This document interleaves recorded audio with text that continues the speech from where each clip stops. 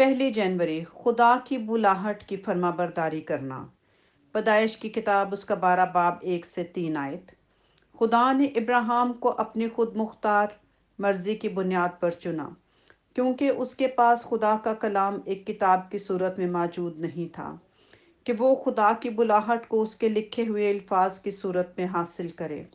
اس لیے خدا نے اپنی آزادانہ مرضی اور مقصد کی بنیاد پر ایک آدمی کی تلاش کی، اور اس لیے اس نے ابراہیم کو چن لیا۔ بلاہٹ یا منتخب کیے جانے پر ہمیں پطرس کے وہ الفاظ یاد آتے ہیں جو پطرس کے پہلے خط کی پہلے باب اور دوسری آیت میں لکھے گئے ہیں، اور خدا باپ کے علم سابق کے موافق روح کے پاک کرنے سے فرما بردار ہونے اور یسوع مسیح کا خون چھڑکے جانے کے لیے برگزیدہ ہوئے ہیں۔ فضل اور اطمینان تمہیں زیادہ سے زیادہ حاصل ہوتا رہے۔ خدا نے ابراہیم کو اس کی کسی خاص خوبی کی بنیاد پر نہیں چنا تھا، بلکہ اس کی بلاہٹ خدا کی طرف سے تھی۔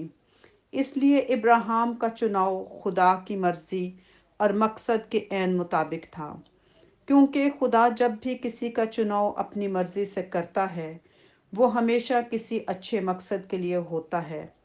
اس لیے یہاں پر ابراہیم کے پاس کوئی اور چارہ نظر نہیں آتا، کیونکہ خدا نے ابراہیم سے ہرگز یہ نہیں پوچھا کہ کیا میں تمہیں اپنے کام کے لیے استعمال کر سکتا ہوں، بلکہ خدا نے ابراہیم سے کہا کہ میں چاہتا ہوں کہ تو اپنے ملک سے نکل جا۔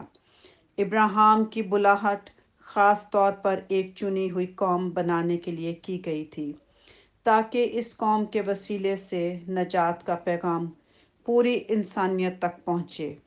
اس کے علاوہ اس بلاہٹ میں خدا کے اور بہت سے منصوبے شامل تھے، کیونکہ خدا نے انسان یعنی ابراہیم کے راضی ہوتے ہی پوری دنیا کے لیے رہائی کا منصوبہ تیار کر لیا، تاکہ ابراہیم کے ایمان اور فرما برداری کے وسیلے سے پوری کائنات کو گمراہی سے نکالا جائے۔